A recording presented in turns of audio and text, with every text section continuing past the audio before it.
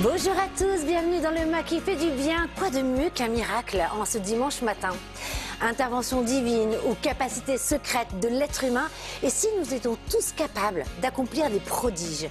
Études scientifiques, confidences, témoignages, nous avons la grande chance de recevoir ce matin l'un des rares romanciers à avoir été adapté au cinéma à Hollywood. 6 millions de livres dans le monde, lauréat du prix Goncourt. Il est temps de prendre un aller simple avec Didier Von Couvelaert. Bienvenue. Merci d'être avec nous. Bonjour Karine. Et bien sûr à mes côtés, notre prodige du plateau, notre ange tatoué, c'est Isa. Et miracle, Kevin est revenu. Ça y est. La boîte aux lettres doit déborder, parce que ça fait quand même 2 semaines qu'on vous attendait. Il a fallu faire du tri. Quel plaisir de vous revoir. Toujours. Vous allez bien? Ici. Toujours. Kevin, ça s'est bien passé votre formation? Eh bien oui, de retour en France en pleine forme. Vous étiez où? Suisse et Italie. Ah, Ouais. Italie, c'est des grands croyants aussi en Italie. Ah oui, puis là c'était la région, ouais, un peu au nord de Venise, c'était magnifique. Oh, alors l'insolence des miracles, c'est votre tout nouveau livre, Didier Von Couvelaert. Un livre, mais alors, passionnant, puissant et surtout plein d'espoir. On en a tellement besoin aujourd'hui, parce que chaque chapitre est le récit d'un miracle. Donc moi je me suis régalée parce que bien sûr j'ai eu une petite révision. Vous citez Jésus, Marie, Padre Pio, on en parlera tout à l'heure, et bien d'autres, et dont Émile Zola. J'ai appris aussi beaucoup de choses. Alors, vous qui avez déjà exploré la conscience, la vie après la vie, maintenant les miracles, au point d'avoir eu l'insolence d'en écrire tout un livre, il y a eu un point de départ, un éveil, un vécu personnel. Je pense que depuis l'enfance, je baigne dans les miracles, mais une forme particulière qui est complètement indissociable de l'insolence, de l'humour, du décalage entre le phénomène extraordinaire et la manière dont il se produit et la manière dont la personne qui en bénéficie ou qui parfois en est victime le vit. Et j'avais 8 ans lorsque je découvre, je grandissais à Nice avec un nom flamand imprononçable, donc je cultivais ma différence dans les archives familiales. Et là, j'avais découvert qu'en 1875, il y avait un ouvrier agricole qui était lié à ma famille, qui avait été miraculé dans une fausse grotte de Lourdes, construite en Belgique. Et il avait eu la jambe broyée par la chute d'un arbre, des dizaines de fractures qui ne s'étaient pas ressoudées, la gangrène s'y était mise, il avait refusé l'amputation, il voulait mourir dans son lit, tranquille. Alors, les médecins l'avaient laissé un peu long. Au bout de 8 mois, il est encore là. Et là, il apprend qu'on a construit une réplique de la grotte de Lourdes à 1 kilomètre de chez lui. Et il dit à sa femme, on y va. Alors il prend les béquilles, sa femme le soutient, il a des heures pour y aller. Et là, il arrive dans ce décor de stuc, où il n'y a jamais eu un phénomène, il n'y a jamais eu une source miraculeuse, jamais eu d'apparition. Il lâche ses béquilles, il tombe à genoux, et puis il se relève et il gambade. Alors ça paraît un truc complètement fou, sauf que tous les témoins sont là. Le médecin l'avait accompagné et constate. Et puis après, il retourne chez lui en gambadant, et sa femme porte les béquilles en le suivant un peu essoufflé. Et il dit en flamand, j'ai été comme ravi à moi-même. Donc il se passe un phénomène qui n'est pas lié au lieu, à la charge, à la foi, qui est lié... alors après, moi j'adore les faits, qui sont attestés, et puis après les interrogations. Qu'est-ce qui a amené ça? Est-ce que c'est la charge d'espoir, la foi qui fait que une intervention divine peut se passer même dans une imitation, un lieu qui... Et alors là, non seulement ces os se sont ressoudés, spontanément, disent les médecins, on a tous les rapports que je reproduis dans le livre, la gangrène a disparu, 8 mois de gangrène, il était au dernier stade, la peau s'est reformée, et le surlendemain, il reprend son travail. Pendant 23 ans, il va continuer à faire l'ouvrier agricole, et il va mourir d'une pneumonie un hiver froid, donc rien à voir, c'est pas une rechute. Et là, on va l'autopsier, et on a la première autopsie d'un miracle. Et avec, comme dit le certificat d'autopsie, la trace ancienne de fractures spontanément ressoudées, et le moulage de sa jambe, on le voit au musée de Lourdes. Pourquoi? Parce que Lourdes l'a récupéré. Il est devenu le 8e miracle officiel de Lourdes. C'est reconnu d'abord par la médecine, qui agit toujours en première instance, et ensuite par l'Église, l'évêque de Bruges et Gand, dont il dépendait géographiquement, mais en tant que 8e miracle de Lourdes. Et donc ça, pour moi, j'avais ça dans la famille, c'était génial. En plus, l'humour de la situation, comme une histoire belge, si vous voulez, sauf qu'on a toutes les preuves. Et puis, un autre phénomène c'était un ami de mon père, qui lui revenait d'Égypte, qui était totalement incroyant. et qui avait un cancer que la médecine jugeait en phase terminale, qu'on ne pouvait rien faire. Et il est allé pour son travail, il était enquêteur d'une compagnie d'assurance, et là il était au Caire, et il apprend que dans une banlieue du Caire, Zeytoun, il y a des apparitions de la Vierge sur le toit d'une chapelle. Et alors il dit que je sais que ces conneries, il ne croit pas un instant, mais il va quand même voir, parce qu'il y a les 100 000 personnes qui sont là. Et quand il revient en France, il a, son oncologue le suit, et il n'y a plus de cancer, il n'y a plus rien. Et cet homme va le vivre très mal. C'est-à-dire qu'il d'abord, il accuse ses médecins de s'être trompés. Il dit, mais j'ai jamais eu de cancer, c'est pas possible, ça n'existe pas, les miracles. Donc, vous êtes trompés depuis le début, j'ai les dossiers d'un autre. Bon, ce qui était n'importe quoi. Parfois, quand on veut pas croire, on est prêt à accepter l'irrationnel, le plus dément, pour évacuer l'hypothèse surnaturelle. Et là, j'étais frappé, parce que par le désespoir de cet homme, alors qu'il était vivant, il n'y avait pas eu de rechute. Et là, ce décalage, si vous voulez, ce qui pour lui était le comble de l'insolence, un manquement aux égards. Pourquoi on me fait ça? Pourquoi, à la limite, mon corps me trahit en guérissant tout seul? Donc, j'ai quand même été, si vous voulez, très marqué par ce type de phénomène. Et puis après, bon, moi qui étais j'ai commencé à écrire à 8 ans de la fiction, Et de la fiction. Et puis après, le dire. les phénomènes me sont tombés dessus. Et puis j'ai rencontré des scientifiques, surtout, qui étudiaient ces phénomènes inexpliqués. Et voilà, j'ai toujours gardé mon regard et ma distance de romancier par rapport à des études hallucinantes sur lesquelles je suis tombé, par rapport à des expériences personnelles. Justement, parce que, je ne sais pas si vous êtes au courant, mais vous avez vécu une mort tout petit, et puis après vous êtes revenu à la vie. Vous le racontez? Oui, alors à quel âge? Qu'est-ce qui s'est passé? C'était à la naissance, mais je l'ai su bien tardivement, donc c'est pas c'était à la naissance. Conscience de cela qui... En fait... Mais quand même, arriver dans la vie avec quand même un miracle, là. C'est-à-dire que revenir à la vie, mais à la naissance... Là encore, je ne le savais pas. Et lorsque j'écris et je publie La vie interdite, un roman où le personnage, un quincaillier d'Aix-les-Bains, meurt à la première page et raconte tout ce qui lui arrive. Pour moi, c'était fiction totale. Et puis, le livre sort, je commence à faire des signatures, et les gens me disent, ça vous est arrivé quand? Je leur dis quoi? La NDE. Je dis, mais non, j'en ai jamais fait. Mais si, allez, on ne peut pas inventer ce que vous... Je dis, si. Alors j'étais tout fier, parce que pour moi, oui, c'était le fruit de mon imagination. Et une personne, 2 personnes, 3 personnes, chaque fois que je sortais pour signer le bouquin, j'avais des gens qui, eux, avaient vécu ces expériences aux frontières de la mort, et qui me disaient, mais si, ça vous est arrivé, puisque en plus vous avez le profil. Je disais, mais c'est quoi avoir le profil? Et il me disait, bon, visiblement, vous n'avez pas peur de la mort? Je dis, non, c'est peut-être une infirmité, j'ai jamais eu peur de ma mort à moi, c'est pas un problème, c'est la vie sur laquelle il faut se concentrer, c'est la vie qui pose problème, après, on verra. Il me dit, vous avez une empathie maladive avec toute forme de vie, c'est pas faux. Les humains, les animaux, les arbres, les pierres, je commençais à apprendre un petit peu, j'étais très en retard, mais... et il me dit, vous avez toujours su ce que vous vouliez faire.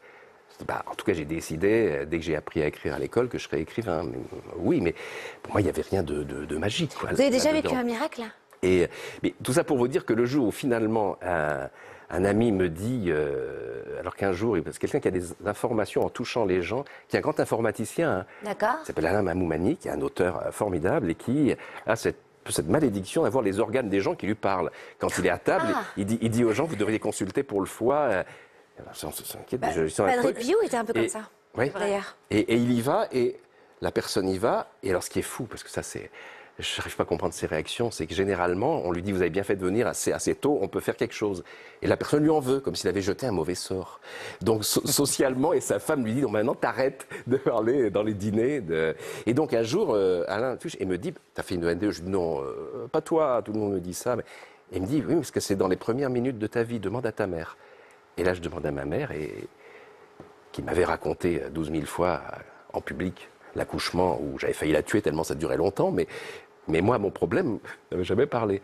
Et qu'en fait, je suis né avant, étranglé par le cordon, et il y a eu un arrêt cardiaque, et on m'a ramené. C'est vrai? C'est pas vrai? J'ai pas fait d'arrêt cardiaque, d'ailleurs, j'en porte encore les stigmates, mais je suis née avec le cordon autour du cou. Et moi, j'avais pas... Mon frère jumeau est arrivé 13 minutes avant, et c'est ça qui m'a sauvé la vie, sinon... Parce qu'en plus, j'étais en siège, j'arrivais par les pieds. Oui. Vraiment, j'avais pas trop envie de venir, je crois.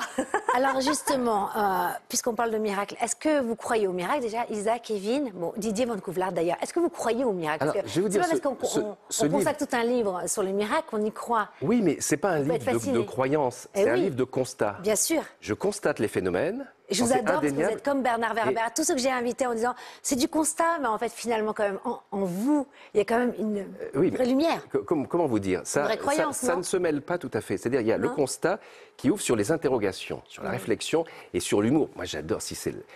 Ma sélection de tous ces miracles-là, c'est vraiment l'insolence. Je vous ai donné 2 exemples. Il y en a plein. On parlera d'Émile Zola, tout ça, des choses qui sont Extraordinaire. incroyables. C'est-à-dire les clins d'œil que nous font ces forces mystérieuses qui sont peut-être tapis au fond de nous-mêmes ou peut-être venant du ciel. J'ai une foi ouverte, je suis un libre croyant, mais c'est pas du tout ce qui dicte ma démarche, si vous voulez. J'ai aucun problème avec Mais vous n'avez pas répondu à ma question. Ok, on met le livre de côté, je le cache. Est-ce que vous croyez au miracle? Oui, je crois à la possibilité déjà d'être tous les artisans d'un miracle. Je pense que la pensée, l'intention, les pensées d'amour, d'empathie active, tout ça, font des miracles. Et on en a l'épreuve absolue. D'être en vie déjà, non? Est-ce que c'est pas un miracle? Oui, enfin bon, d'être en vie là, on entre dans la philosophie, si vous voulez. C'est vrai, c'est Bien sûr, vrai. un miracle que pour moi, Je vous on a piège. choisi. Je pense Ouais. qu'on n'est pas venu là par hasard. Je pense qu'on a vraiment choisi le menu de sa vie, mais on peut changer d'avis en cours de route. Hein, on peut... mais si vous voulez, c'est vraiment... Ce qui est important pour moi, c'est de creuser la question, de réfléchir. Quand je parle de la tunique de Juan Diego, de la Vierge de Guadalupe ou le linceul de Turin, ce qui m'intéresse, c'est qu'à chaque réponse que la science fournit, c'est une interrogation de plus. On n'en a jamais fini. Et c'est ça. Et ça m'excite, ça me donne une jubilation et j'adore partager ça. Et je vois le livre depuis qu'il est sorti, les gens qui viennent et qui l'ont déjà lu, parce qu'heureusement, il y a eu une avant-première du Point qui fait que les gens l'ont précommandé. Jamais eu, Mais vous j'ai savez jamais eu pourquoi autant de lecteurs. Parce que ça, dès les ça premiers jours. gonfle le cœur d'espoir. Oui. Et finalement, je trouve que, enfin, qu'on y croit ou qu'on n'y croit pas, hein, et finalement, c'est activer, comme vous le disiez très clairement, activer des sentiments, des bons sentiments humains qui nous permettent, en plus à la veille des fêtes, c'est vrai quand même, Une de prendre un énergie, chemin ouais.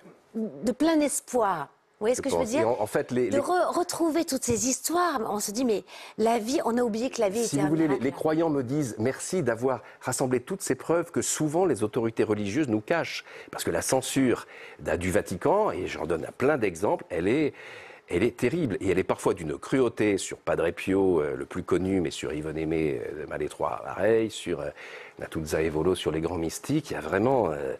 il faut vraiment évacuer le problème. Comment vous avez enquêté? Et Vous êtes parti au Vatican? sur le terrain, oui, j'ai quelques sources d'enquête, comme à Lourdes, comme au Mexique. Oui, je suis allé beaucoup sur le terrain et dans les dossiers médicaux. Et puis mes rencontres ont fait que je suis tombé, par exemple, sur le dossier préparant la canonisation de Juan Diego, d'une manière... Ça, c'est magique. coïncidence et en même temps complètement dérisoire comme j'aime. Je ne sais pas si on en parlera tout à l'heure. Bah, racontez maintenant. Parce que Donc, c'est assez... là, oui, c'est c'est quelque chose miraculeux. que personne ne connaissait en France. Bon, tout le monde, tu parlais du linceul de Turin, mais il y a une relique encore plus importante, un objet impossible qui se trouve au Mexique depuis 1531, et c'est le manteau d'un Indien aztèque qui s'appelle une tilma.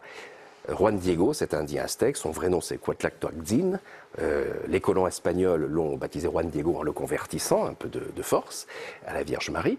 Et un jour, sur son chemin pour aller à la messe, il a une apparition de la Vierge qui lui dit, dans son dialecte aztèque, va trouver l'évêque de Mexico, donc l'évêque espagnol, pour lui demander de me construire une chapelle sur la colline de Tepeyac. Alors il lui répond dans son dialecte, écoutez madame, vous êtes gentille, mais je suis à l'Indien de la dernière caste, jamais on me laissera entrer. Et alors la Vierge lui répond, eh ben t'as qu'à lui apporter des roses. Et elle montre un buisson de roses, on est au mois de décembre, un buisson de roses rouges. En fait, c'est des Sevillanas, les préférés de l'évêque. Il ne le sait pas, bon, il prend les roses et il va taper à la porte. Et les roses font que le serviteur le fait entrer. Et là, l'évêque est en audience devant les gens, et quand Juan Diego va pour donner ses roses, l'évêque tombe à genoux, parce que là où il y avait les roses dans le manteau, Je ne sais pas si on a la photo d'ailleurs, Léo. il y a l'apparition d'une image de la Vierge qui apparaît en direct devant les témoins. Alors ça pourrait être une jolie histoire d'Épinal, Voilà. une jolie légende, si on n'avait pas toujours cet objet impossible conservé aujourd'hui et qui n'a jamais disparu à la différence du linceul de Turin. Il a toujours été conservé. Sa conservation est inexplicable. C'est un tissu d'agave complètement grossier qui, normalement, tombe en poussière au bout de 20 ans, grand maximum. Les reproductions qu'on a faites déjà sur le même tissu, elles sont toutes tombées en poussière. Alors, on dirait de la peinture, mais le prix Nobel Richard Kuhn en 1936 analyse et dit ce n'est pas des pigments d'origine végétale, animale, on ne sait pas ce que c'est. C'est des pigments inconnus sur Terre. En plus, c'est une impression recto-verso, sans après, sur un tissu complètement lâche. C'est pas possible non plus. Vous avez l'impression qu'il y a une position décorative des étoiles. Eh ben, les astronomes ont découvert dans les années 2000 que c'était la position exacte des constellations dans le ciel de Mexico au jour et à l'heure de l'apparition devant témoins. Et les témoins en question se retrouvent dans les yeux. Les ophtalmos ont découvert, en faisant l'examen avec l'ophtalmoscope, les traces des différents évêques, des différents témoins, l'évêque et les autres personnes, qui se retrouvent reflétés 3 fois, une fois à l'envers, 2 fois à l'endroit, selon les règles de l'optique découvertes en 1950. Donc on est devant un objet impossible destiné au siècle futur, à la science future. Et pour dire quoi? Alors là, c'est un problème. En tout cas, il y a une urgence humanitaire sur le moment. C'est que les Indiens étaient tellement maltraités qu'ils étaient au bord d'une grande révolte. Et le fait que la Vierge choisisse d'apparaître à un Indien, la dernière caste, change la donne complètement. Au point que le pape Paul III va prendre, 4 ans après, une bulle, disant qu'il ne faut plus tuer les Indiens du Mexique parce qu'ils ont une âme. Sympa pour les autres, hein, Indiens du Mexique, juste, mais bon. Et puis... ce que vous voyez, il y a des symboles dans cette image qui sont des symboles aztèques. C'est une apparition biculturelle.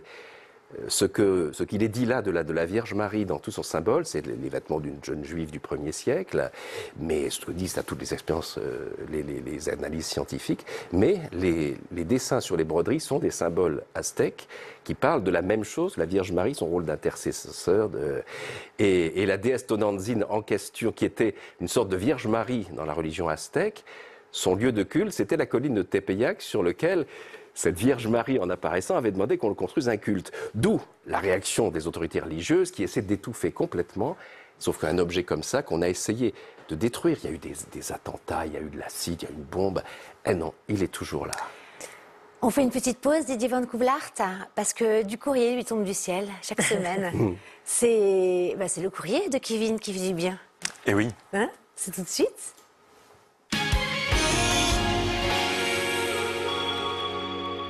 Kevin. Ça fait plaisir de vous retrouver. Ah, tu nous as manqué. Et du coup, oui, plein de Tellement. courriers. Alors, comme d'habitude, ça a été difficile de choisir, mais il y avait une question qui parlait un petit peu de la difficulté qu'on peut avoir à se réveiller le matin, quelquefois, à se donner de l'énergie, et comme après un décalage horaire qui est peut-être encore un petit peu en train de laisser des traces sur nos habitudes et nos modes de vie, eh bien, je me suis dit qu'une petite question dans cette direction, pour répondre à tous ceux qui avaient ces questions-là, pouvait être intéressante. Et du coup, on a sélectionné le courrier de Juliette, qui nous a posé une question, qui dit « Avec l'hiver qui arrive, le changement d'heure, je ne fais que repousser mon réveil. Comment trouver le courage de bondir de son lit hors de la couette ?» Bonne question. Eh bien, bonne question, Juliette. En même temps, c'est la saison, non? On ne doit pas hiberner, nous aussi? Eh bien, normalement, l'être humain n'hiberne pas trop, mais il y a le plaisir après d'être au lit. Et j'imagine que plus il fait froid, plus il y a des gens qui ressentent cette difficulté à sortir un petit peu, à rentrer un petit peu dans le monde. Et du coup, eh bien, j'ai proposé une petite expérience par rapport à ça. Juliette, écoute-nous bien. Et puis tous les spectateurs qui ont du mal à se réveiller, sauf le dimanche matin, parce qu'il y a le Mac qui fait du bien. Donc j'imagine qu'il y en a qui sont encore sous la couette. Mais non, c'est un vrai leitmotiv, il n'y a même pas besoin de réveil. C'est ça. Du coup, Juliette, voici ma réponse. Il y a des matins où le monde semble se dissoudre dans une douce lueur grise et où l'étreinte de la couette nous berce dans un cocon de chaleur et de sérénité. Dehors, le vent de l'automne murmure des histoires angoissantes et le froid tente de s'infiltrer par les interstices de la fenêtre. Mais à l'intérieur de ce sanctuaire, le temps s'arrête et le monde extérieur n'est plus qu'un lointain souvenir. Pourtant, un rappel discret mais insistant nous tire de cette douce torpeur. Il est l'heure de se lever. Mais pourquoi? Pourquoi briser ce moment de pure sérénité? La tentation de se lever encore quelques minutes, quelques heures est presque irrésistible. Mais pourtant, c'est au cœur de cet instant de suspension que réside notre véritable aventure. Car la réponse à votre question, Juliette, réside non pas dans la chaleur du lit, mais dans la chaleur de nos ambitions, de nos désirs et de nos valeurs. Votre conscience, telle une barque légère, flotte entre sommeil et éveil, Le clapotis de vos rêves vous berce, emportant vers des rivages où les désirs les plus ardents demeurent enfouis. Mais c'est ici, dans ce monde intérieur, que vous découvrirez et redécouvrirez vos passions, vos aspirations et vos valeurs. Chaque battement, chaque souffle n'est-il pas un rappel de nos ambitions et de nos rêves? N'est-ce pas cette flamme intérieure qui, malgré la douceur de la couette, nous pousse à nous lever, à embrasser la journée avec vigueur et détermination?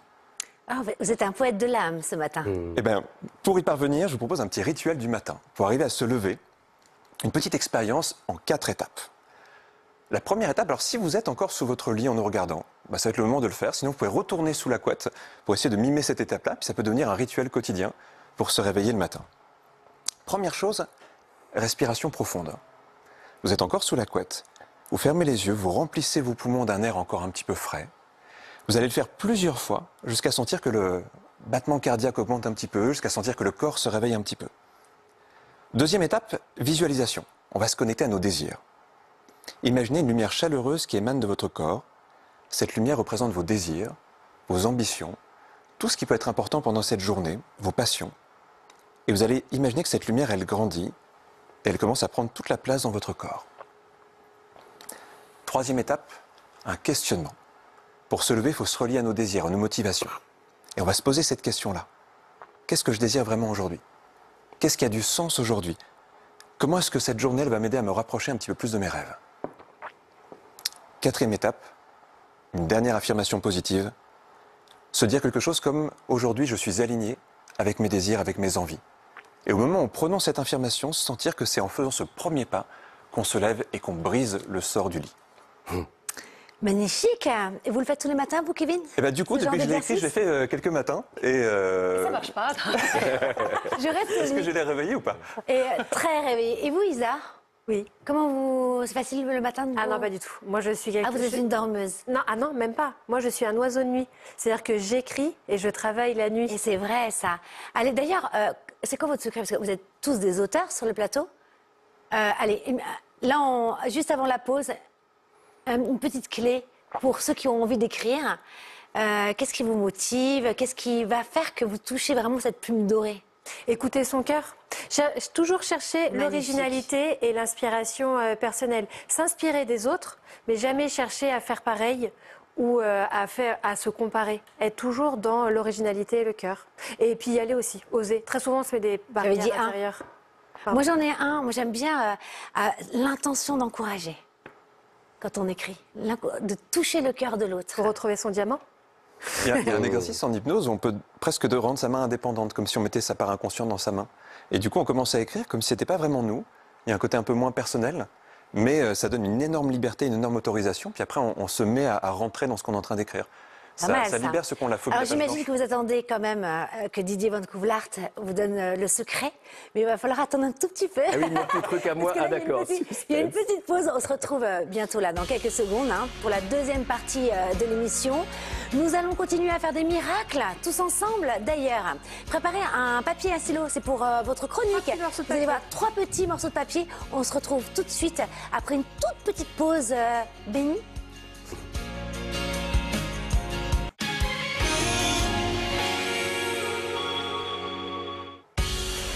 Miracle, nous revoilà. Merci à tous ceux qui nous ont rejoints ce matin.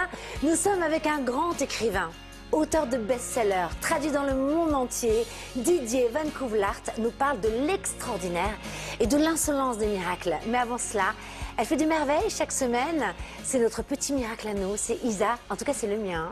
Oh. C'est la guidance qui fait du bien.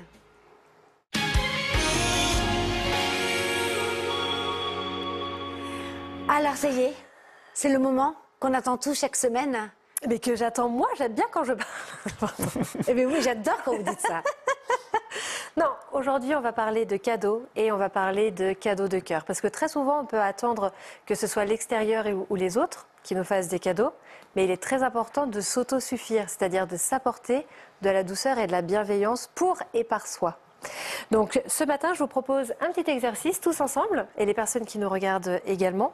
Pour ce faire, nous, on les a déjà. Si vous nous regardez, vite, vite, vite, allez chercher une petite feuille et vous avez besoin de 3 petits carrés de la même taille. Ce qui compte, c'est vraiment que ce soit de taille identique. Et vous allez déjà les numéroter de 1 à 3. Ok. Donc 1, 2 et 3. Ça y est. Voilà. C'est fait, Didier? C'est fait. Lorsque c'est fait, je vous invite à poser votre main sur votre chakra du cœur, à fermer les yeux. Vous montrez où c'est pour les téléspectateurs? Là, ici. Voilà. J'avais peur pour le micro. À prendre une grande inspiration et une grande expiration et à vous poser la question de quel cadeau ai-je besoin. Soyez bien à l'écoute de vos ressentis parce que vous allez écrire un mot qui vient de vos ressentis sur chacun des carrés. Un mot qui vient de votre cœur. Vous l'écrivez là sur chacun des carrés. D'accord, le même mot. Non, un mot différent. Ah, d'accord, on a le droit à 3. C'est par ordre On s'en fiche. d'importance du Soit souhait. par ordre d'arrivée, soit par rapport à vos ressentis. Faites comment vous le souhaitez, il n'y a pas de loi, il n'y a pas de schéma. Il n'y a que des ressentis et l'écoute de son cœur.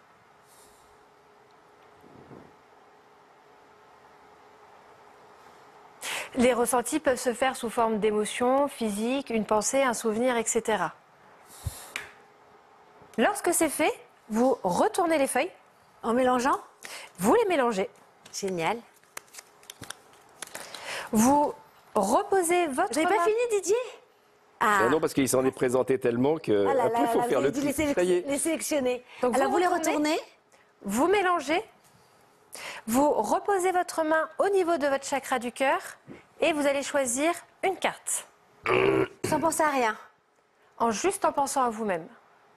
Soyez votre propre guide ce matin. Il est très important d'être son propre guide. Ah, c'est drôle. Donc, vous avez quel chiffre Le 2. Le 2. Le 2 aussi, oui. Le 1. Ok. Donc là, je vais vous donner le message qui est associé à chaque chiffre. Je vous invite à écouter la guidance en faisant du lien avec le mot que vous avez écrit. Aujourd'hui, on crée du lien avec soi, on crée du lien avec les autres. Ça marche? Donc pour le 1. Actuellement, tu reçois de nombreux signes qui sont tout autour de toi et qui te guident concernant tes projets de cœur. Ces signes sont liés à la couleur rouge et au chiffre 3. Regarde bien ces signes, ils t'aident à prendre un chemin positif pour ton chakra du cœur et ils t'aident à concrétiser ce qui est très important pour toi. Ça vous parle, Didier Van Couvelaert? Oui, ça parle toujours. Le rouge, le 3, Trinité, la Trinité. Ouais, est-ce que je peux vous demander le temps. mot que vous aviez écrit sur votre carte? C'était temps.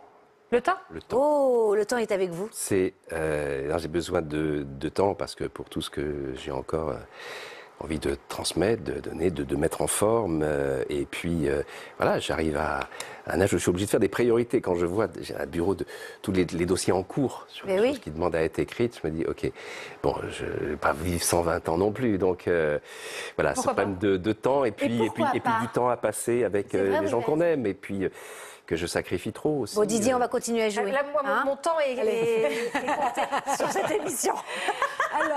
Alors, continue. Le 2, c'est Kevin. Oui. Et vous? Et peut-être vous aussi qui nous regardez. Actuellement, tu peux avoir des difficultés à laisser une situation, une relation dans le passé. Cela crée un fantôme qui te hante et qui t'empêche de t'ancrer dans l'instant présent. Tu es davantage dans la nostalgie et pas connecté à tes vibrations de cœur. Ferme la porte d'un chapitre de vie pour vivre de très belles nouvelles expériences et pour recevoir de belles surprises. Ça vous parle, je pense. Ben, ça parle toujours, hein, parce que vous êtes très puissante. Mais est-ce que finalement, on peut pas y Vous pouvez le trouver... redire? Vous êtes très puissante. On y va pour le 3? Et vous, Kevin, c'était quoi votre mot? Alors, le mot, c'était chemin. Chemin. Ouais. Ah, Ce qui va un assez nouveau bien avec chemin ça. à prendre, Ouais, ouais. c'est pas mal, ouais. Et moi, vous savez ce que c'est? Ça va vous faire rire. Bras. Bras. Les bras. Les bras. Le bras, les bras. Accueillir de nouveaux bras. Des bras. Ah ouais, La brasse. c'est joli. Nouvelle Vous n'y technique attendez de pas à natation. ça. Hein? Et pour le 3, il y a une personne qui est déjà dans ton entourage et qui va te faire un très beau cadeau. Cette personne a des sentiments très profonds pour toi et elle sait que tu as besoin de douceur et de bienveillance. Fais confiance en cette personne et laisse-toi guider par elle. Tu vas vivre de très beaux moments de partage. Eh ben, pourquoi j'ai pas pris le 3? C'est pas Ça, mal, il est ça. content, hein? le 3 aussi, Ah, oui. moi, je suis un peu jalouse du 3. Tout J'espère est que vous l'avez question tous de choisi. Hein. Oui, c'est ça, exactement. Heureusement, il y a encore la semaine prochaine. Exactement. Ah non, on est en vacances la semaine prochaine. Juste une semaine. Après, on revient. Je resterai quand Avec même le- sur le plateau, j'attendrai. Bon, très bien. D'après vous, petite devinette, combien de Français croient au miracle? Ah, moi, Lisa. je dirais 55. 55? Un peu moins. Ah non, mais quel tricheur celui-ci alors? Est-ce qu'il a vu les Non, j'ai vu la panneaux réponse tout à l'heure. alors Il y en a. Vous auriez dit combien, Kevin? Allez, dites. Ah, c'est vrai que c'est une bonne question. J'aurais dit beaucoup moins. Moi, j'aurais dit 20-25% comme ça. Ah oui, d'accord. Et Ouais. vous, Didier Van Non, je vous dis, Couvelaert comme dans une précédente émission, vous posiez la question combien de Français croient aux vies antérieures, vous arrivez à 50, ce que je trouve. Oui, c'est incroyable ça. Donc C'est vrai que j'aurais dans mon dit émission. 50. 50, vous n'êtes pas loin. Alors c'est 43% des Français contre 71% aux États-Unis. Les Américains croient beaucoup au miracle. Comment expliquez-vous d'ailleurs que nous, les Français, on y croit peut-être, on est en dessous de la moyenne? Si vous voulez, il faut voir la définition du miracle. Et souvent, le fait peur, nom religieux. est associé à quelque chose Mais oui. de vieux en plus, comme s'il n'y avait plus de miracle aujourd'hui. Or, ça n'arrête pas. Les miracles d'aujourd'hui que je cite dans le livre, qui sont extraordinaires, des miracles par le net, par exemple, par les réseaux sociaux. Il y a cette histoire merveilleuse du petit Mathéus, cet enfant brésilien, il y a 4 ans, il est né en 2009 avec une maladie du pancréas totalement incurable. Il ne peut rien avaler, à part des boissons protéinées. Et il découvre sur Internet un garçon qui s'appelle Carlo Acutis, qui est son héros. Or, il est mort, alors, le garçon en question est mort à 15 ans, en 2006, après avoir créé le plus grand musée virtuel des miracles eucharistiques. C'était un gamin surdoué en informatique, en sport, en tout, qui a eu un chemin de vie extrêmement court, mais qui, sur les réseaux sociaux, a fait un malheur et qui, même mort, continue à exister. Et le petit Mathéus dit à Carlo, « Écoute, tu veux pas me faire un miracle, je voudrais tellement manger des beefsteaks frites comme mes frères. » Et 5 minutes après, c'est l'heure de manger, il va à table et il mange des beefsteaks frites. Sa mère a atterré, ses frères aussi, et il digère. On appelle le médecin aussitôt, qui constate qu'il n'y a plus aucune atteinte au pancréas. Le pancréas s'est régénéré instantanément. Et on a toutes les preuves médicales, l'imagerie médicale, les analyses et tout, du miracle de cet enfant. Et c'est ce miracle-là qui a été retenu pour la béatification par le pape François en 2020 du petit Carlo Acutis. Donc, si vous voulez, et j'ai appris des gens, l'autre jour j'étais en séance de signature, une famille d'origine brésilienne qui me dit « Mais c'est très bien que vous ayez parlé de Mathéus, mais vous savez que des cas comme ça, il y en a des milliers. Il y a une épidémie de miracles fait par Carlo. » On n'a retenu que celui-là, que j'ai découvert pendant mes enquêtes. Donc, si vous voulez, je pense que si les gens sont en France, s'il y a finalement si peu de personnes, c'est qu'ils pensent que c'est lié forcément à la religion, que c'est un truc un peu ancien. Non, il y en a aujourd'hui et il y en a en dehors de tout cadre religieux. Et la question, c'est vraiment de savoir comment peut-on faire un miracle. Et c'est vrai que vous parliez d'Émile Zola tout à l'heure. Mais j'ai demandé le dénominateur commun entre finalement toutes ces personnalités qu'on connaît, comme Jésus-Marie, parce que, je le répète, chaque chapitre est donc le récit d'un miracle, connu et parfois moins connu. Et avec, donc, quel est le dénominateur commun entre toutes ces personnalités célèbres et celles qui sont anonymes? Pour vous, qu'est-ce qui déclenche le miracle? Mais oui, bien sûr. L'intention et l'énergie que l'intercesseur du miracle. Parce que, bien se dire qu'ils ne sont pas en train de dire « je fais des miracles ». Padre Pio, Bien-Aimé ou Carlo Acutis. Simplement, ils ont envie, il se passe quelque chose, donc il y a une intention. Faire du bien, de guérir. Les guérisons de Padre Pio, elles sont hallucinantes parce qu'elles sont chez lui toujours avec un mélange d'humour et de brutalité. Racontez, grand guérisseur, chrétien. Je pense, et en même temps provocateur. Bon, il y a un jour une famille. Mais drôle. Mais oui. Et avec un humour, voilà. On voit là, il donne sa bénédiction, on voit ses stigmates dans la main. Ah oui, alors aussi, et avec une énergie, je veux dire, il assène sa bénédiction. Et je pense à cette famille qui apporte un petit garçon qui a vraiment un cancer du poumon au dernier stade, les médecins ne pensent pas le sauver. Et Padre Pio le regarde, et il lui dit « Mais t'as rien, toi, qu'est-ce que c'est que ces conneries ?» Et il lui balance un grand coup dans les côtes. Les parents sont atterrés. Ils se précipitent à l'hôpital pour voir s'il ne veut pas casser les côtes. Et là, à l'examen, il n'y a plus de cancer, il n'y a plus rien. Donc ça, là encore, on est dans les années 70, on est sûr du diagnostic et de l'effet et tout ça. Et Padre Pio, quand on venait le remercier pour un miracle, il dit « Mais je ne veux pas le savoir, ça ne me regarde pas. » Il y avait vraiment chez cet homme qui disait « Je reçois et je retransmets cette énergie-là. » Et racontez aussi, parce qu'il était marqué par des stigmates. Et d'ailleurs, il portait tout le temps des bandelettes parce que ça continuait à couler, des mitaines, en fait. pour cacher aussi. Et donc, il faut dire aussi qu'il avait tellement de charisme et puis tellement de miracles que le Vatican, qui n'aime pas ce surnaturel, ces excès de miracles, lui a interdit de servir la messe, l'a persécuté d'une manière, l'a fait passer pour un simulateur paillard. Il l'accusait de se taper des femmes à confesse.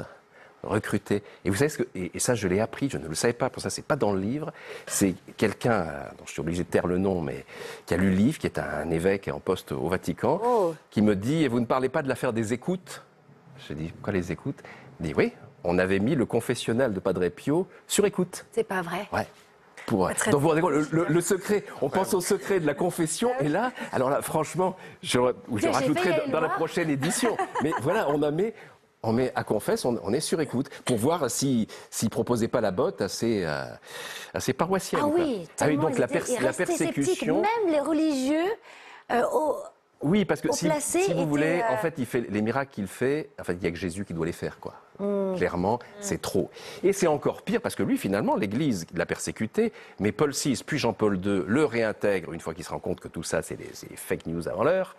Donc, il est rétabli, et ensuite, Jean-Paul II, à qui il avait prédit des choses hallucinantes, je ne rentre pas dans le détail, on verra dans le livre, mais Jean-Paul II, dès qu'il devient pape, le béatifie et le canonise dans un délai record, 2 ans, et après, vous savez que ça tombe, son sanctuaire, puisqu'on l'a exhumé, il est totalement intact, il est plus que ça, on le pique, il saigne, ça on comprend pas.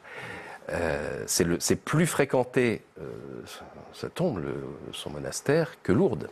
Donc les recettes, c'est Disneyland. Donc, alors ça aussi, ça agace les gens qui, par rapport au miracle, comme à Lourdes, le mercantilisme. Mais en fait, c'est vraiment pas la forêt qui doit cacher les arbres merveilleux. Et alors lui encore, l'Église lui pardonne. Mais quand c'est une femme qui fait ça, Yvonne Aimée de Jésus, née Yvonne Beauvais, contemporaine de Padre Pio, héroïne de la Résistance, décorée 9 fois pour son rôle sous l'occupation, qui non seulement cachait des juifs, des parachutistes anglais qu'elle déguisait en bonne sœur dans sa clinique, réquisitionnée par ailleurs par les Allemands, donc déjà le tour de force hallucinant, et ben cette femme avait le don, comme Padre Pio, de bilocation, d'ubiquité. On la voyait dans plusieurs lieux à la fois, en l'occurrence, et on a tous les témoignages militaires notamment, sur plusieurs champs de bataille en même temps. Le don de bilocation. Et à tel point que quand le général de Gaulle la décore en 1945 de la Légion d'honneur, dans son couvent de Malétroit en Bretagne, il ôte son képi devant elle, il dit « Madame, la France vous remercie par ma voix ». Et il ajoute « J'espère que vous n'êtes pas en même temps à Londres en train de vous faire décorer par de Gaulle ». Ça c'est génial. Mais en revanche, c'est sa conscience qui était partie ou vraiment... C'était... Non, alors par exemple... Les gens disaient que je l'ai vu à tel endroit et d'autres personnes à tel endroit. Très bonne question, parce que 17 février 1943, on a la réponse à ça. Elle est torturée par la Gestapo dans la prison du Cherche-Midi. Et dans le même temps, elle apparaît dans le métro à son adjoint de la Résistance, Paul Labute, à qui elle dit « Il faut prier pour moi très fort, sinon ce soir, il m'emmène en Allemagne ». Et dans le même temps, et là, elle est solide dans le métro. Il la touche, il lui dit « Mais vous... » parce qu'il savait qu'elle était arrêtée, il ne savait pas où elle était. Il dit « Vous êtes échappée ?» Et elle dit « Non, je suis torturée en ce moment et il faut que je reparte. » Mais il la touche physiquement. En revanche, on a le témoignage du nazi qui l'a torturée, qui était un Français malheureusement, et qui a dit par moments je pouvais lui faire les pires choses, y compris le viol et tout. C'est comme si elle n'était pas là. J'avais personne dans mes mains, quoi. Sa conscience était partie. Voilà, la conscience était solidifiée. Et oui, c'est ça. Et en même temps, on la voit sur un navire hôpital, l'Éridan, un navire de la Royal Navy, pris dans un bombardement, où elle soutient l'équipage en disant « Vous ne mourrez pas, vous serez sauvés, vive la France, vous gagnerez la guerre ». Donc, on est devant des témoignages là absolument indéniables. Et cette femme aurait dû, elle meurt en 1950, elle est à la fois une héroïne de la guerre décorée 9 fois, et elle a ce pouvoir mystique extraordinaire. Elle avait aussi le don de prendre les maladies des gens sur elle. C'est-à-dire qu'elle vivait en permanence avec une quinzaine de maladies mortelles, disaient les médecins, mais comment elle peut être debout? En revanche, les gens à qui elle avait pris le cancer, la gangrène, la tuberculose, eux, étaient guéris. Donc tout ça, on a tous les dossiers. Et bien, en 1960, 30 000 documents sont réunis pour son dossier de béatification au Vatican, et le cardinal Ottaviani, préfet de la congrégation du Saint-Office, rejette le dossier en disant « trop de miracles, trop de dons ». Et il a sorti ce rejet d'une interdiction totale de publier quoi que ce soit sur cette femme. Cette femme qui faisait des miracles comme Jésus, mais je pense que le fait, dans le même temps, on pardonnait à Padre Pio et on le réhabilitait, et elle, c'est toujours le veto. Et en fait, on aurait perdu sa trace dans les mémoires, c'était ça le but. S'il n'y avait pas eu un prêtre rebelle, l'abbé René Laurentin, qui lui tombe sur ce dossier et rassemble les documents écrit un livre et va voir le cardinal Ratzinger, successeur d'Ottaviani, et lui dit « Je vais publier le livre, donc vous allez m'excommunier, ce ne sera pas une très bonne publicité pour l'Église, réfléchissez. » Et là, le futur pape Benoît XVI, prudent, donne l'autorisation exceptionnelle, une dérogation pour un livre. René Laurentin en publiera 13, avec des médecins, des historiens, des militaires, sur le cas Yvonne Aimée. Et c'est tout cela que j'ai remis au jour. C'est un conteur, mais vous avez des enfants. Vous leur racontez des histoires comme ça tous les soirs. Si vous voulez, le fait, pardon si je suis un peu long, mais donner vie à des personnages qui, moi, m'ont ébloui, m'ont fait rire, parce qu'Yvonne Aimée, elle était d'une drôlerie. Elle disait, être joyeux, c'est être charitable. Et c'était cette femme qui a pu être malade, tout ça, elle était très très belle au départ, puis elle avait terriblement grossi à cause des maladies, mais elle avait cette énergie hallucinante. C'est vrai que j'ai tellement envie de la partager, je suis tellement heureux que grâce au succès des livres, les gens maintenant l'apprient aussi, l'apprécient et l'apprient car elle est super efficace dans les prières. Ça, plein de gens me le confirment. Isa, Kevin, vous avez déjà vécu un miracle? Le fait d'être en vie en est un. Excusez-moi, je vous ai réveillé. Non, mais j'étais pris dans les histoires. En hypnose, il y a vraiment beaucoup de choses très étonnantes qui se passent. Des personnes, et pour moi, c'est la foi qui est belle souvent, qui est peut-être la chose la plus importante. Et il m'est arrivé de voir des personnes, quelquefois, qui venaient même pas pour une problématique, mais qui, une semaine, 2 semaines après, avaient des changements de vie assez incroyables, des changements dans leur corps, etc. Et c'est vrai qu'à chaque fois, on remet ça sur eux. Moi, j'ai vraiment cette croyance que l'humain est extraordinaire. Je ne sais pas si c'est relié à une Quelle est votre religion. définition de la foi? En fait, c'est comme une mobilisation de quelque chose de très fort et de très profond par la croyance, par l'idée que quelque chose est possible. C'est commencer à envisager que c'est possible pour que ça existe, en quelque sorte. Ouais. Après, c'est risqué de s'y perdre aussi, mais c'est foi, en latin, c'est fides, ça veut dire la grande confiance. Oui. Et le mot de mobilisation, c'est crucial comme mot. C'est ce qui se passe dans le corps. Ah oui, mais après, j'en parlerai. Oui. Mon fils? Vous avez quoi? Vous m'enlevez les mots de la bouche. J'étais sûre que vous alliez me dire ça. Parce que c'était pas... Tout était fait pour pas que je tombe enceinte. Je suis quand même tombée enceinte. Au tout début de ma grossesse, j'ai fait énormément de routes. J'ai eu des décharges électriques dans le ventre. J'ai fait une énorme intoxication alimentaire où je sentais le liquide amniotique vibrer. Et je me suis dit, bon, bisous. La première échographie, le cœur ne battra pas. Et je vais essayer de ne pas pleurer, mais le cœur a battu très fort. Et j'ai une grossesse sans... Je vous prendrai dans les bras puisque je l'ai marqué là. En fait, c'est parce que je déménage, donc chercher des bras. Mais c'est vraiment C'était pas les bras comme ça, c'est parce que je cherchais des déménageurs. Bon, c'est ce soir alors. Mais je vous prendrai dans mes bras après. C'est un miracle. Ouais, mais ça c'est magnifique. Et vous? Vous n'avez jamais vécu un miracle? Parce que je voulais demander en début je pense que j'ai contribué par la prière et la visualisation à ce que j'ai peut-être contribué. Je suis très prudent par rapport à ça. C'est vraiment, l'ego doit vraiment pas s'y mettre à la disparition d'un cancer chez quelqu'un que j'aimais beaucoup. On est deux à avoir eu, sans le savoir, à avoir eu la même démarche de prière à la fois à la chapelle de la médaille miraculeuse à Paris, rue du Bac, qui est un lieu super fort, comme vous le savez, et puis avec des arbres. Et on se connaissait à peine, d'autres personnes qui avaient la même démarche que moi. Je pense que quand vous parlez de mobilisation, c'est ça, la mobilisation des énergies, de la visualisation du cœur, c'est très très important et c'est communicatif. Et je dirais même, il y a un moment donné, on peut ressentir, quand on est croyant, en tout cas quand on a la foi, c'est comme si c'est cette joie suprême où on ne fait qu'un. Oui. J'ai vraiment c'est comme, et d'ailleurs je me suis demandé si ce n'est pas la clé pour qu'un jour la paix arrive. Quand on ressent cette interconnexion avec le monde du vivant et que finalement en soi, en fait il y a tout. Oui. Mais il y a aussi tout à l'extérieur. Vous lancez une autre information qui casse l'information belliqueuse, l'information du rapport de force, de la on peut être que tout amour. Oui, mais c'est pas un truc de bisounours, c'est une énergie incommensurable. Ah, mais c'est même, je pense que qui fait tourner un astrophysicien très bon, Vincent disait, c'est la force qui fait tourner le ciel et les étoiles, c'est l'amour. Et d'ailleurs, pardon. Et puis, j'ai rebondi sur le mot mobilisation parce qu'on est sûr d'une chose. Dans tous les cas de guérison instantanée à Lourdes, 7200 constatés par la médecine, 70 officialisés par l'Église. Hein, donc déjà, vous voyez le gap. Il y a une constante que je pense être un des premiers à avoir découvert. Excusez-moi, je peux redonner, c'était en 1858. Alors, les apparitions de Que la médecine a de reconnu la plus de Vierge. 7200 cas, alors que l'Église n'en avait reconnu, Non, c'est-à-dire retenu que 70. c'est grâce à Émile Zola qu'a été créé le Comité médical international de Exactement. Lourdes, donc en 1794. Et depuis cette date-là, il y a 7200 cas authentifiés par la médecine. Bonjour Émile. Émile Zola, derrière nous. Et puis 70 par l'Église. Mais il y a une constante Ouais. chez les gens qui tout à coup recouvrent la vue, c'est-à-dire le nerf optique qui se répare instantanément. Ça. Un cancer, un ostéosarcome, je pense au cas de 1963, Vittorio Micheli, il n'y a plus du tout de hanche. Le cancer a tout détruit, la jambe tient juste par la peau et un corset de plâtre, et là, tout se reconstitue en quelques secondes. Et il dit, enlevez-moi ce corset, il se passe un truc. Alors on finit par accepter, on découvre que la hanche a repoussé. Sauf que c'est un bricolage comme un raccord de plomberie provisoire. Et la beauté symétrique de la hanche reviendra en quelques semaines. Et là, tous ces gens ont une fringale terrible. Ils peuvent manger pendant 3 jours, y compris Jeanne Frétel, qui elle a été l'une des plus médiatisées. Christophe de Chavannes lui a consacré une émission dans Ciel Montmardi, et c'était une vieille dame à l'époque, elle a été miraculée en 1950, elle avait cancer qui avait détruit tout son intestin, et on l'emmène dans le coma à Lourdes, là elle ouvre les yeux, et elle dit « j'ai faim ». Et elle mange pendant 3 jours.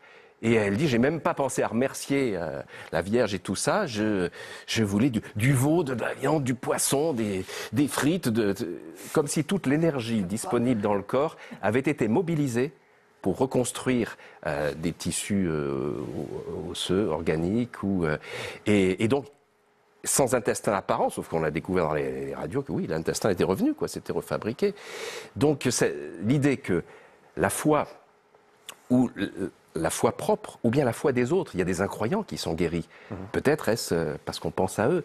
Il y a ce cas dont je cite dans les recalés. La force de la prière aussi, l'intention du... Et d'ailleurs, c'est prouvé aujourd'hui scientifiquement que l'onde du cœur peut vraiment s'élargir et pénétrer je pense, notre environnement. Donc, si on est... D'ailleurs, je crois qu'à Lourdes, il y avait eu une expérience comme ça, scientifique, comme quoi ceux qui sont un groupe de prière autour d'une personne malade, la personne malade a plus de chances, 50% de chances de plus de s'en sortir que absolument. Et puis, ce sont des études faites en hôpital. Il y a maintenant presque tous les hôpitaux, dans tous les pays s'y mettent, parce qu'il n'y a rien de plus facile. On demande à des groupes témoins de se concentrer sur des numéros de chambre ou de lit, sans savoir qui est le patient, de quoi il souffre. Et on a un groupe A, ce sont des croyants qui vont prier, un groupe B, des athées, des agnostiques, qui vont envoyer des bonnes ondes, des pensées positives. Et ils ont tous le même nombre, le même taux de réussite. Donc ça veut dire c'est l'intention. C'est pas uniquement la foi religieuse. L'idée, mon Dieu, faites quelque chose. C'est je veux que cette personne guérisse et j'ai envie. Le don d'amour. Voilà. Donc cette force-là, ça existe. Donc on serait coupable de ne pas l'utiliser. Et pourquoi je parlais d'Émile Zola, c'est qu'il a été l'artisan d'un miracle à son insu. Alors que non seulement il était sceptique, mais il avait été profondément choqué en découvrant Lourdes, parce qu'il pensait être la récupération mercantile de la souffrance humaine par des prêtres intéressés et des médecins complices. Donc il décide d'écrire un roman qui va être un brûlot, qui s'appelle Lourdes, et où il va dénoncer tout ça. Et il prend, fidèle à ses méthodes journalistiques habituelles, le train des pèlerins, et là il fait son casting, il choisit ses 2 héroïnes du livre, 2 tuberculeuses au dernier stade, mourantes comme ça, il va les interviewer, et très impressionné par l'illustre écrivain qui s'intéresse à elle, elle lui répond entre 2 crachats de sang et tout ça, il se dit elles passeront pas la nuit. Il arrive à Lourdes, on vient chercher ces 2 femmes mourantes dans les civières pour les emmener aux piscines de l'eau. Et Zola, lui, va au bureau des constatations médicales, travailler sur les dossiers, et annotation critique. Et là, au bout d'un moment, toc-toc à la porte, la première de ces femmes, Marie Lenormand, l'autre s'appelle Marie Le Branchu, entre et elle est guérie. Alors qu'il l'a vu, il n'y a plus rien, 30 médecins sont là, constatent que les poumons, il n'y a plus de traces de tuberculose, elle avait en plus un lupus, une plaie apparente du visage, purulente et tout, qui disparaissait, c'est-à-dire la peau se reformait à vue d'œil. Et Zola a l'extraordinaire honnêteté intellectuelle d'écrire dans le registre du bureau médical, qu'on peut toujours voir aujourd'hui, en effet, on observait un sourd travail de guérison. Les poumons semblaient neufs et le lupus était en train de s'amender. Comme si ça ne suffisait pas, 20 minutes après, toc toc, la deuxième Marie arrive et elle est aussi guérie. Et dans son roman, il les tue. Il rechute, les tue. Dans la vie, dans la réalité, elles lui survivront plus de 10 ans. Et lorsque le président du bureau médical, furieux, dit à Zola, enfin, vous ne pouvez pas faire mentir comme ça, ces femmes ont survécu. Et Zola fait cette réponse de romancier devant laquelle je ne peux que m'incliner, il dit le personnage appartient à son romancier. J'en fais ce que je veux. Et ces 2 femmes, à la mort de Zola, quand elles vont être homologuées par l'Église en même temps, par l'archevêque de Paris, elles vont dédier leur titre à Émile Zola, en disant si Dieu nous a guéris, c'est que M. Zola nous a choisis. Oh. Alors est-ce que Zola n'a pas été le co-auteur d'un miracle? Apparemment, il en est la victime. C'est-à-dire qu'il a très très mal vécu cette chose, sauf que ça l'a amené à des réflexions. Puis après, il y a eu l'affaire Dreyfus qui l'a emmené dans d'autres urgences pour défendre le capitaine Dreyfus. Mais peut-être que l'espoir de ces femmes qui se disent « Monsieur Zola s'intéresse à nous », on est encore en vie. Vous voyez, ça a pu créer une égrégore d'énergie, le fait que Zola s'intéresse, qu'il écrive sur elle, qu'il soit témoin. Et quand je parlais tout à l'heure de constat et d'interrogation, c'est ça qui m'intéresse. Comment peut-on créer un miracle? Et là, à mon avis, ils l'ont créé, que Dieu ait aidé ou non, le miracle est là.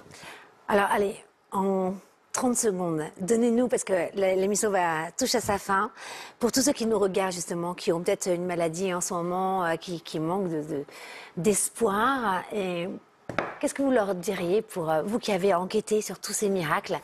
Quelles seraient les clés là tout de suite pour en tout cas les revitaliser leur cœur? Je leur dirais pas lisez le livre, ça serait. Mais pourquoi pas? Parce oui, que c'est non, vrai parce qu'il y a que plein d'espoir. si vous voulez, les croyants qui viennent me voir me remercient d'avoir montré toutes ces preuves qu'on leur cache souvent, et les non-croyants me disent merci de nous faire réfléchir parce que justement, si tout ça ne passe pas par Dieu, auquel on ne croit pas, ce serait dommage de s'en priver pour les autres, pour ceux qu'on aime, pour le monde, parce que ces pensées d'amour peuvent sauver des individus, peuvent sauver des peuples, peuvent sauver. On est à une époque où on a le choix entre s'incliner devant la barbarie, la fatalité, de la loi du talion et tout ça, ou choisir une autre voie qui est de projeter du positif, mais avec une énergie qui est celle de Padre Pio. C'est pas des bisounours. Didier Van Couvelaert, j'ai quand même teasé avant la première pause. Vous ne nous avez pas donné votre secret. Ah oui. Secret. Mon secret, c'est pour écrire. Et pour me lever le matin. Non, juste pour écrire, parce que là, ça se termine dans 1 minute, l'émission.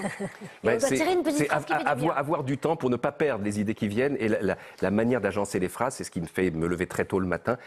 J'ai peur de perdre. Ça, c'est merveilleux. C'est l'état d'urgence. Se lever très tôt le matin pour écrire, je trouve ça formidable. Mais c'est l'exaltation. C'était Besson qui disait que lorsqu'il se couchait tard, il avait l'impression d'avoir raté la moitié de la journée. Et peut-être que ceux qui réussissent, c'est aussi ceux qui se lèvent tôt. Enfin, tous ces adages, peut-être. Je peux dormir 3 heures quand j'ai une truc passionnante à faire le matin. Quand il s'agit de faire la déclaration d'impôt, je dors 9 heures. Est-ce que je peux vous demander de tirer une petite carte? Voilà, pour clôturer l'émission. Allez-y, Isabelle.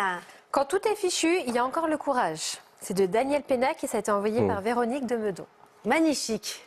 Une citation envoyée par Bixente d'Aquitaine, une citation de Victor Hugo qui dit « Le rire, c'est le soleil, il chasse l'hiver du visage humain ». Oh, magnifique. Bonjour Victor. Ouais. Et moi, c'est de Deepak Chopra. Le cœur connaît la bonne réponse. Ah, ça va bien. Et qui nous l'a envoyé? C'est Deepak Chopra. Envoyé, par Jennifer de Charente. Deepak Chopra. J'aurais bien aimé qu'il me l'envoie, moi, Deepak Chopra. Merci beaucoup. Le vrai bonheur ne dépend... Oh là là, parce que j'ai oublié mes lunettes. Eh bien oui. Non, je vais le faire. Le vrai bonheur ne dépend d'aucun être, d'aucun objet extérieur. Il ne dépend que de vous. Alors, et bien sûr, c'est du Dalai Lama. Miracle. Vous avez réussi à lire sans vos lunettes? Oui, miracle. Envoyé par Dan de Marne-la-Vallée. Merci à tous. Merci Didier Van Couvelaert. L'insolence des miracles, un livre vraiment, là, à la veille des fêtes. C'est un cadeau qu'on pourrait même se faire à soi. Sérieusement, parce que moi, ça m'a fait du bien. Vous m'avez fait du bien, Didier Van Couvelaert. Beaucoup de bien. Merci à tous. On se retrouve... Ah non, petite pause la semaine prochaine, puisque c'est la célébration du 11 novembre. On se retrouve le dimanche 19 novembre avec un nouveau miracle. C'est Alexandra Gabriel. Elle a vraiment le nom d'un ange en plus. Elle viendra sur ce plateau pour nous parler des tendances 2024 en numérologie. D'ici là, eh bien, n'oubliez pas de vous faire du bien. Beaucoup de bien. Merci. Merci beaucoup d'avoir été avec nous. Merci. Je crois que j'ai jamais autant écouté Haïté Side. Voilà, je n'ai rien dit. C'est vrai. J'aurais pu vous donner ma place et je partais. Non.